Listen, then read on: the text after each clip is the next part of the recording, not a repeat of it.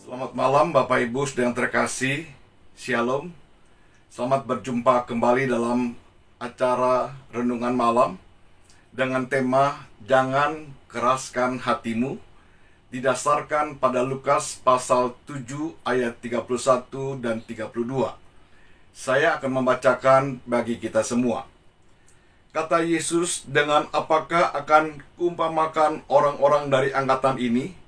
Dan dengan apakah mereka itu sama?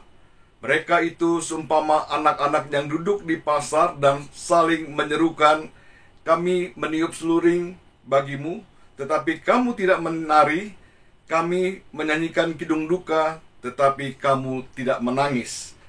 Ayat-ayat yang kita baca ini merupakan perkataan Tuhan kepada orang banyak dengan nada sedih dan kecewa, sehingga Tuhan mengatakan, dengan apakah akan kuumpamakan angkatan ini? Angkatan ini maksudnya adalah orang-orang Yahudi yang keras kepala, yang tidak percaya kepada pemberitaan yang disampaikan oleh Yohanes Pembaptis dan Tuhan Yesus. Mereka seumpama anak-anak yang duduk di pasar dan berseru kepada teman-temannya, kami meniup seluring bagimu, tetapi kamu tidak menari. Kami menyanyikan kidung duka, tetapi kamu tidak berkabung. Tuhan Yesus memakai perumpamaan yang indah, yaitu tentang anak-anak yang bermain di pasar. Tuhan mengambil contoh kehidupan sehari-hari. Biasa setelah pasar tidak dipakai lagi, maka anak-anak mengambil tempat bermainnya di pasar.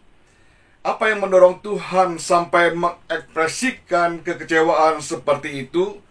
Dasar kekecewaan Tuhan Yesus sesungguhnya karena tingkah laku orang-orang Yahudi sebagai keturunan Abraham, yang menganggap diri sebagai bangsa pilihan, tetapi acuh tak acuh, bersikap negatif, keras kepala terhadap pemberitaan firman Tuhan yang disampaikan oleh Yohanes Pembaptis maupun oleh Tuhan Yesus, supaya mereka bertobat, tetapi mereka hidup dalam kekerasan hati mereka. Saudara sekalian, mereka dengan hati yang keras, mereka menolak akan berita yang disampaikan. Itulah sebabnya kalau kita membaca dalam ayat yang ke-12, Tuhan mengatakan, sejak tampilnya Yohanes Pembaptis hingga sekarang kerajaan Allah diserang, dan orang-orang yang menyerangnya mereka mencoba menguasainya. Kami menyanyikan kidung duka, tetapi kamu tidak menangis. Kidung duka dalam konteks ini adalah pesan yang disampaikan oleh Yohanes Pembaptis, sebab pesannya adalah seruan pertobatan dengan ancaman yang keras. Jika mereka tidak bertobat, dikatakan kapak sudah tersedia pada akar pohon. Tetapi mereka tidak bertobat. Bahkan mereka mencela kehidupan Yohanes Pembaptis. Yohanes Pembaptis kita tahu tidak makan, tidak minum layaknya orang biasa.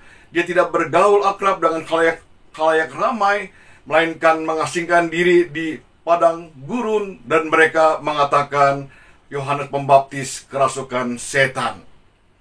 Saudara sekalian, mereka tidak bisa menerima apa yang disampaikan oleh Yohanes Pembaptis, sehingga Tuhan mengatakan, kami menyanyikan kidung duka, tetapi kamu tidak menangis.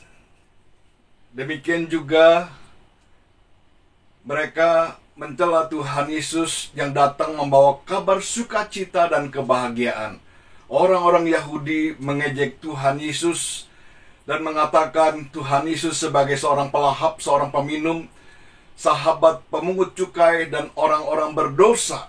Mereka tidak melihat Yesus sebagai sosok Mesias yang dipilih Allah, tetapi sebaliknya mereka menganggap Yesus sebagai orang yang tidak bermoral atau sampah masyarakat. Tuhan mengatakan, kami meniup seluring tetapi kamu tidak menari. Mengapa mereka bersikap seperti itu?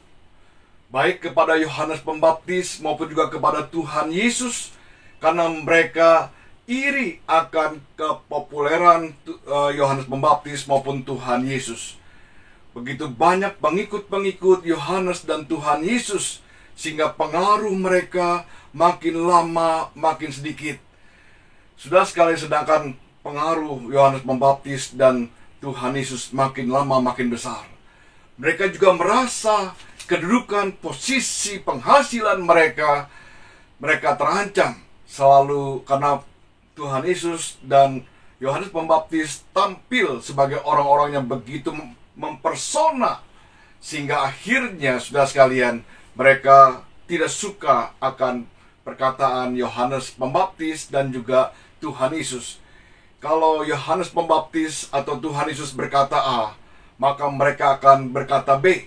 Kalau Tuhan Yesus dan Yohanes Pembaptis mengatakan B, mereka akan mengatakan C, karena mereka merasa terancam. Karena juga, sudah sekalian, apa yang diajarkan oleh Yohanes Pembaptis maupun oleh Tuhan Yesus adalah satu ajaran yang baru, tentang kehidupan baru, tentang kerajaan Allah, tentang kehendak Allah, tentang kelahiran baru yang dipimpin oleh Roh Allah. Tetapi mereka tidak mau berubah. Mereka tidak mau keluar dari zona aman mereka. Mereka tidak mau zona aman mereka terusik. Mereka lebih baik hidup dalam kubangan dosa. Itu sebabnya mereka mengeraskan hati terhadap kebenaran. Firman Tuhan yang kita dengar hari ini, sudah sekalian, kita harus kembali koreksi. Kita juga seringkali mendengar firman Tuhan, baik melalui pembacaan firman Tuhan setiap hari tatkala saat teduh, juga dalam kebaktian ibadah setiap minggu, dalam renungan malam, rema, atau sapaan gembala, atau hal-hal yang lain yang kita baca lewat buku, lewat Alkitab. Sudah sekali, itulah firman Tuhan yang selalu memberikan ke kita kekuatan. Tetapi jangan lupa juga memberikan teguran, nasihat, pengajaran, arahan, supaya kita hidup dalam kebenaran. Jangan kita kerahkan hati. Biarlah kita belajar untuk rendahkan diri kita, taat kepada kebenaran firman Tuhan. Kiranya Tuhan menolong kita. Amin. Mari kita berdoa. Bapa di surga, terima kasih untuk firman-Mu malam hari ini yang boleh mengingatkan kami. Jangan sampai kami memiliki hati yang bebal, hati seperti orang-orang Yahudi di zaman Tuhan Yesus.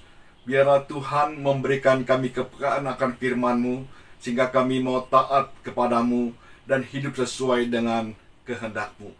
Tuhan, tolong kami, mampukan kami untuk kami boleh belajar bagaimana hidup di dalam kehendak Tuhan dan berkenan di hadapan-Mu. Berkati kami malam ini tatkala istirahat. Tuhan juga memberkati kehidupan kami sekeluarga. Dalam nama Tuhan Yesus kami berdoa. Amin. Sampai jumpa. Tuhan memberkati kita.